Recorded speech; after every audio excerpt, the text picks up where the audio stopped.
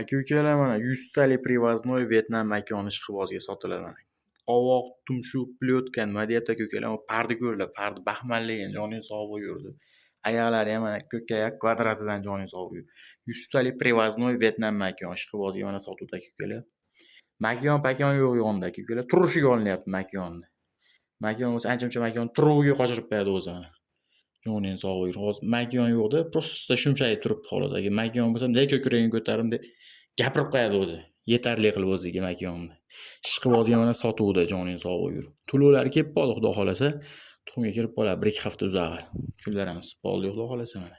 Ishqibozga mana aka-ukalar mana sotuvda makon. Nima deyapti? Lola, Makka. Ishqibozga mana joningiz sog' bo'lgur. But-butun bironta nuqsoni yo'q. Butoningizni olib keling bobo. Ha, joningiz sog' bo'lgur. Mana bolani zo'rini, kulini, injig'ini olaman deganlarga mana Ina markasini olaman deganlarga mana Makka sotiladi, joningiz sog' bo'lgur.